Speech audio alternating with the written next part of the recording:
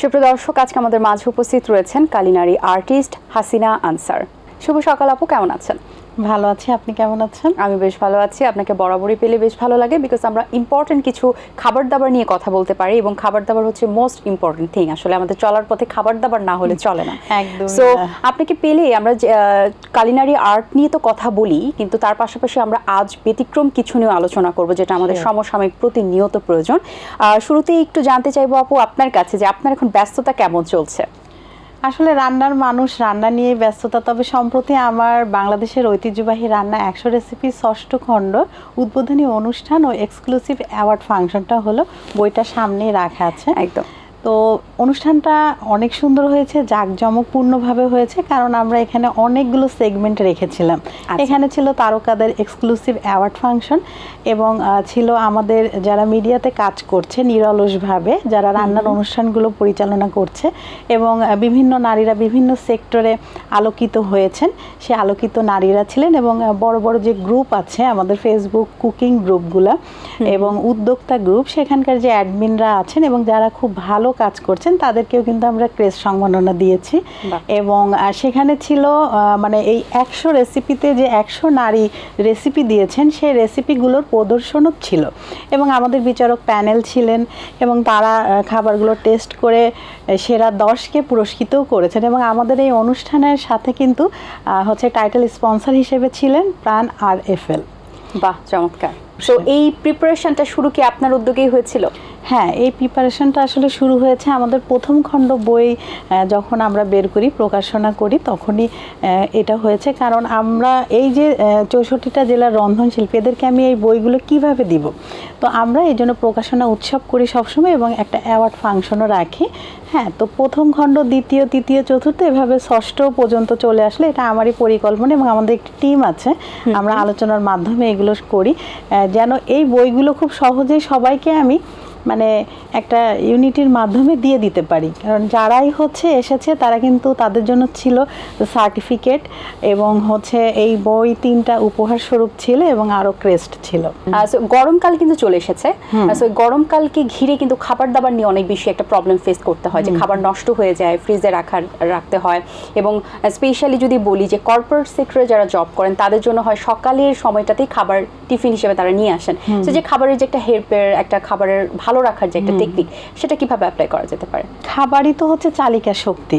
তো আমাদের খাবারটাই যদি আমরা প্রপার ওয়েতে এবং পুষ্টিকর খাবারটা যদি আমরা খাই, প্রথমে কিন্তু আমাদের মেনু সিলেক্ট করতে হবে যে আসলে আমি কোন খাবারটা খাবো। আমি এক গাদা খাবার খেলাম কিন্তু পুষ্টিগুণ আমি তেমন পেলাম না, এটা কিন্তু শরীরের জন্য আরও খারাপ। তো আমরা এ বিষয়ে একজন পুষ্টিবিদের পরামর্শ নিতে পারি, তার হেল্পে আমরা একটি চার্ট তৈরি করতে পারি। তো সেই অনুযায়ী কিন্তু আমরা খাবার খেতেই পারি, এবং গরমের চার্ট কিন্তু আলাদা হবে এবং শীতের চার্টটা আলাদা হবে। তো গরমের যে খাবারগুলো হয় খুব সহজেই কিন্তু গন্ধ হয়ে যায়, আপনি যেটা বললেন, তো আমাদের আসলে চুজ করতে হবে। তবে খাবার আমরা যখন যদি আমার বাচ্চার টিফিনে দিই, লাঞ্চ বক্সে, অথবা আমি হচ্ছে জব করি, তো আমি আমার লাঞ্চের জন্য ক্যারি করব, তো সেক্ষেত্রে একদম গরম খাবারটা আসলে হলো মানে বন্ধ করে নিয়ে যাওয়াটা, এটা আমার মনে হয় একটু রিস্কি হবে, কারণ ভেতরে যে ভাপে ওটা কিন্তু আরও গন্ধ হয়ে যেতে পারে। সেক্ষেত্রে যদি একটু গরমটা কমিয়ে নর্মাল টেম্পারেচারে এনে তারপরে যদি আমরা হচ্ছে টিফিন করি, ওখানে গেলাম, অফিসে তো অবশ্যই ওভেন থাকে, আমরা হালকা কিন্তু গরম করে নিতে পারি, খুব বেশি গরমও করব না, হালকা গরম করেও কিন্তু দুপুরের লাঞ্চটা খাওয়া যায়। এবং খাবার নির্বাচনের ক্ষেত্রে আমাদের দেখতে হবে যে আমরা পানীয় জাতীয় খাবারটা যেন বেশি খাওয়ার চেষ্টা করি, যেহেতু গরম, আর হেভি তেল মশলাযুক্ত খাবার খেলে কিন্তু এমনি শরীর কষা হয়, আর এই গরমে তো একদমই না। আমরা চেষ্টা করব যে হচ্ছে ভিটামিন সি জাতীয় খাবার, যেমন কমলা লেবু, মালটা, তারপর হচ্ছে লেবু, তারপরে এখন সিজনাল ফল যেগুলো আছে, বাঙ্গি, তারপর হচ্ছে আপনার পেয়ারা তো সারা বছরই পাওয়া যায়, তারপরে তরমুজ খুবই ভালো শরীরের জন্য। তো এই জিনিসগুলো আমরা জুস হিসেবে খেতে থাকবো। আর এছাড়াও কিন্তু দেখা যায় যে গলা ব্যথা, গরমেই কিন্তু বেশি গলা ব্যথাটা হচ্ছে গরমটা মানে ঘামটা বসে, তো সেক্ষেত্রে আমরা কিন্তু একটু হার্বাল টিটা খেতে পারি, যেখানে একটু মধু দিলাম, আদা দিলাম, তুলসী পাতার চাটা খেতে পারি, অথবা একটু মেথির চাও কিন্তু খেতে পারি। জ্বরও দেখা দেয় এই সময়, হয়। মেথির চাটা শরীরের জন্য খুবই উপকারী। তারপরে আমরা পুদিনা পাতার চাও খেতে পারি। তো এভাবে, অথবা এগুলো যদি চাটা আমরা অ্যাভয়েড করতে চাই, তো সেক্ষেত্রে হালকা গরম পানির মধ্যে লেবু, পুদিনা পাতা, একটু মধু, আইস টিও কিন্তু খাওয়া যেতে পারে। আবার খুব বেশি ঠান্ডা খেলেও কিন্তু গলায় প্রবলেম হয়ে যাবে। এটা আসলে আমাকে বুঝে, আমি কতটুকু আমার শরীর নিতে পারবে সে বুঝেই কিন্তু আমাদের করতে হবে। আর অবশ্যই আমাদের মাছটা দুপুরে রাখতে হবে। আমরা ফ্রাইয়ের দিকে না যাই, আমরা স্টিম খাবার খেতে পারি, অথবা বিভিন্ন সবজি দিয়ে কিন্তু পাতলা সুরা জাতীয় খাবার আমরা যদি খাই খুবই ভালো হয়। সেক্ষেত্রে আমার মনে হয় ভুনা খাবার না খেয়ে একটু স্যুপ টাইপের মুরগিও কিন্তু আমরা খেতে পারি এই গরমে। মানে আর অয়েল যেটা, আসলে অয়েলটা আমাদের অ্যাভয়েড করাই ভালো। একজন প্রাপ্ত বয়স্ক লোকের মানে নারীর আসলে অয়েল কতটুক দরকার, 20 গ্রাম কিন্তু। আর সে যদি হয় গর্ভবতী তাহলে তার 30 গ্রাম। আর সে যদি হয় মানে বাচ্চা তার বুকের দুধ যদি খায় তাহলে তাকে 45 গ্রাম কিন্তু অয়েল তার প্রতিদিন খাদ্য তালিকায় রাখা উচিত। তো এই পরিমাপগুলো যদি আমরা মানে সঠিকভাবে জানতে চাই, সেজন্য একজন পুষ্টিবিদের পরামর্শ নিলে আমার মনে হয় খুব ভালো হয়। তবে আমরা যারা রান্না নিয়ে কাজ করছি আমাদের কিন্তু এই প্রশিক্ষণগুলো দেয়া হয়। হ্যাঁ, নলেজ, স্কিল অ্যান্ড অ্যাটিটিউড, এই তিনটা সমন্বয়ে কিন্তু আমাদেরকে পুরো কোর্সগুলো করানো হয়। তো এই ধরনের খাবার যদি আমরা এই গরমে খাই তাহলে খুবই ভালো। কিন্তু শুধু খাবার খেলেই হবে না, কিছু নিয়মও মানতে হবে। যেমন আমরা যে অনেক সময় হয় না যে আমরা অনেক ব্যায়াম করি, শীতকালে যেটা করি যে সকালে উঠেই আমরা হাঁটছি, তো সেক্ষেত্রে আমার মনে হয় যে এই গরমে এত সকালে না গিয়ে আমার মনে হয় সন্ধ্যায় বা বিকেলে যখন রোদটা না থাকে সেই সময় যদি আমরা একটু হাঁটাহাঁটি করি বা ব্যায়াম করি তাহলে কিন্তু শরীরে একটা স্বস্তি আসবে। এবং বাইরে বের হওয়ার সময় আমাদের অবশ্যই মাথায় রাখতে হবে ব্যাগে যেন একটা ছোট ছাতা থাকে, একটু পানি থাকে, হ্যাঁ, একটু ফলের জুস যদি রাখা পসিবল হয় সেক্ষেত্রে যদি ওই ধরনের একটি ব্যাগটা ক্যারি করতে হবে আপনাকে। এবং মানে পুরো সপ্তাহের শিডিউলে আগে আমাদেরকে ঠিক করে নিতে হবে যে আমি আজকে এখানে যাচ্ছি, আজকে এই বিষয়, কালকে এই বিষয়। তাহলে কিন্তু পরিকল্পিতভাবে সুন্দর করে আমরা আমাদের দিনগুলো অবশ্যই। এবং আরেকটি বিষয় হচ্ছে অনেকে ডায়েটের চক্করে কিন্তু শরীরটাকে বেশি খারাপ করে ফেলে। শরীরের উপর প্রেশারটা দেওয়া যাবে না। অনেকে মনে করেন যে আমি টানা 7 দিন হাঁটবো, 7 দিন রেস্ট নেব, সেটা করা যাবে না। তো এই প্রেশারটা নেওয়া যাবে না, শরীরের উপর সবসময় রিল্যাক্সেশন থাকতে হবে। শরীর যতটুকু নিতে পারবে ততটুকুই আসলে দেওয়া উচিত। সেটা তো আপনি বুঝবেন, তরল খাবার ছাড়া আসলে উচিত না।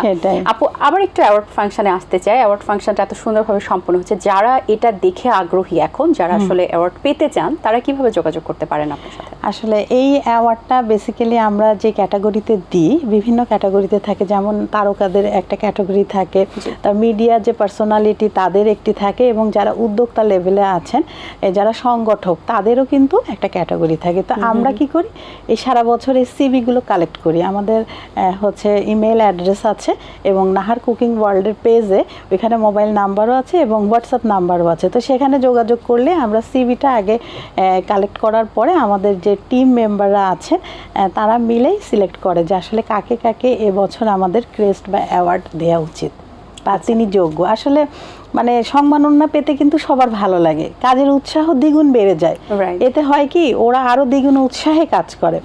এভাবে কিন্তু আমরা অনেক রন্ধনশিল্পী পেয়েছি। আমরা এই যে রেসিপি প্রতিযোগিতা হলো, এখান থেকে কিন্তু সেরা 10 জন বের হয়ে আসলো। তো এই যে নতুন মুখগুলো তারা কাজের একটা সন্ধান পেল, তারা এই যে হচ্ছে প্রমোট হলো, অনেক নিউজ হয়েছে, আপনাদের এটিএন বাংলাতেও নিউজ হয়েছে।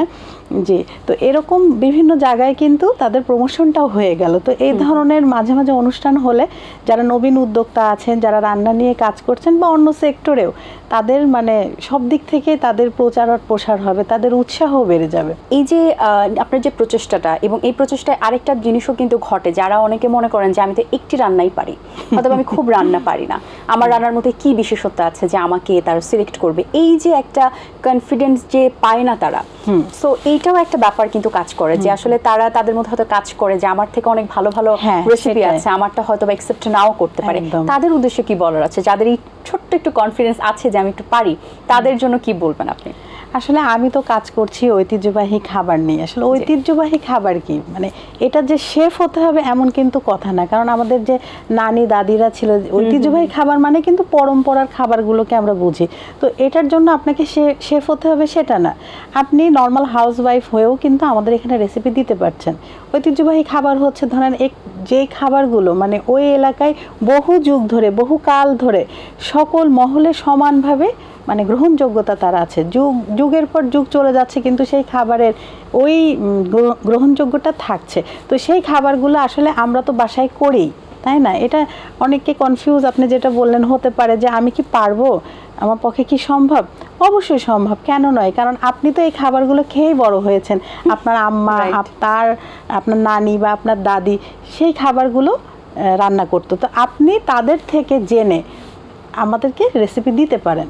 সেই রেসিপিগুলো আমরা দেখে আমাদের যে টিম আছে তারা সিলেক্ট করে যে এখান থেকে আমাদের কাছে কিন্তু হাজার হাজার রেসিপি আসে, কিন্তু সব রেসিপি আমরা নিতে পারি না, হয়তো অনেক ফিউশন থাকে, অনেক হয়তো বা এলোমেলো থাকে। তো সেইগুলা আমরা দেখে 100 সিলেক্ট করে তারপরে কিন্তু আমরা এই বইটা করি। এখন 6ষ্ঠ খণ্ড বের হয়েছে, 7ম খণ্ডের কাজ কিন্তু প্রায় 40টার বেশি রেসিপি চলে এসেছে, ইনশাল্লাহ 60টাও হয়ে যাবে। আপনারা সামনে আরও একটি দারুণ আয়োজন দেখতে পারবেন। অবশ্যই সেটাই আমরা প্রত্যাশা করছি, এবং 6ষ্ঠ থেকে আমরা চাই এখানে আরো 2টো শূন্য যোগ করুক, এবং আমরা চাই যে এই ধরনের খাবারের রেসিপি নিয়ে যে বইগুলো প্রকাশিত হয় বারবার প্রকাশিত হতে থাকে, স্পেশালি আপনার কাছ থেকে। অসংখ্য ধন্যবাদ আপু, কথা বলে খুবই ভালো লাগলো, বরাবরের মতোই। অনেক শুভকামনা রইল, ভালো থাকবেন সব সময়। আপনাকে অসংখ্য ধন্যবাদ, এত সুন্দর একটি প্রোগ্রামে আমাকে ইনভাইট করেছেন, এবং দর্শক আপনাদের সবাইকে ধন্যবাদ যারা এতক্ষণ আমাদেরকে দেখলেন।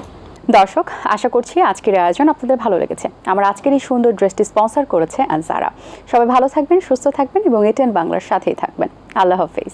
দিন আসে দিন যায়, সময়টা চলে যায়, তবু আছি এই বেশ ভালো। জীবনটা রঙময়, যেভাবেই হওয়া চাই, নয় কবু সাদা কালো। এই আশাতে স্বপ্ন ভাসে, সুখ হাসে চোখে মুখে, চায়ের চুমুকে।